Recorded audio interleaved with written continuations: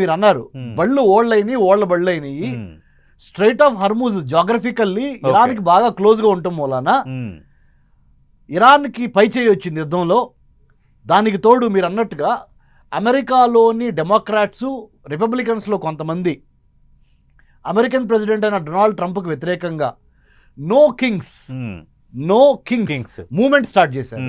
No Kings moment అంటే ఏంటంటే ప్రజలను సంప్రదించకుండా, ప్రజాభిప్రాయ సేకరణ చేయకుండా, నీ ఇష్టారాజ్యంగా ఒక రాజులాగా, ఇది ఒక ఆటోక్రసీ కాదు, ఇది ఒక థియోక్రసీ కాదు, ఇది ఒక దాన్ని ఏమంటారు మొనార్కీ కాదు, ఇది రాజరిక భూస్వామిక రాజరిక మైండ్ సెట్ కాదు. ఇది నువ్వు ప్రజల కోసం, ప్రజల చేత, ప్రజల వలన ఏర్పడిన ప్రజాస్వామ్య ప్రభుత్వానికి ప్రెసిడెంట్గా ఉండి, అంటే అమెరికాకి ప్రెసిడెంట్గా ఉండి వీళ్ళని నువ్వు కన్సల్ట్ చేయకుండా నువ్వు ఏకపక్షంగా యుద్ధం ప్రకటించేశావు.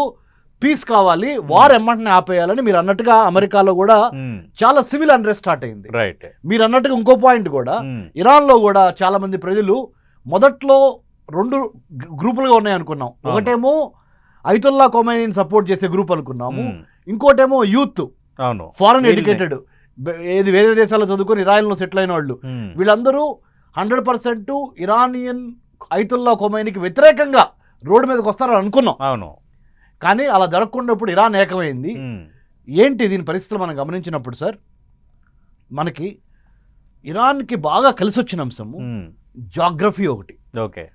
జాగ్రఫీతో పాటు ఇరాన్కి బాగా కలిసి వచ్చిన అంశం ఏంటంటే అయతుల్లా ఖొమైనీ మీద వ్యతిరేకత ఉన్నమాట వాస్తవం. కానీ అయతుల్లా ఖొమైనీని అంతమొందించిన తీరుంది, దాంతో అది బూమరాంగ్ అయ్యి కౌంటర్ ప్రొడక్టివ్ అయ్యి అమెరికాకి వ్యతిరేకమయ్యి ఇరాన్లో ఉన్న మిగతా గ్రూప్స్కి అది బాగా సపోర్ట్ అయింది. ఇదొకటి. ఇంకొకటి చైనా, రష్యా విపరీతంగా ఓవర్ట్లీ కాదు, కోవర్ట్లీ అంటే సీక్రెట్గా అండర్ కార్పెట్ విపరీతమైన సపోర్ట్ ఇచ్చినాయి. దాని తర్వాత Houthis, Hamas, Hezbollah 3 terrorist organisations, plus Russia, China plus North Korea, ఇవన్నీ కలిసి ఇరాన్కి కలిసి వచ్చిన అంశాలు.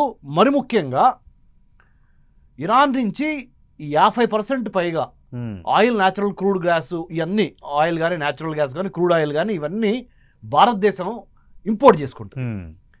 65% జపాన్ ఇంపోర్ట్ చేసుకుంటుంది. 65% నుంచి 70%, 60% వరకు చైనా కూడా ఇంపోర్ట్ చేసుకుంటుంది. ఈ 3 దేశాలు ప్రపంచంలో అతిపెద్ద ఆర్థిక వ్యవస్థ ఉన్న దేశాలు అమెరికా తర్వాత. ఈ మూడింటికి కూడా దెబ్బతగిలింది.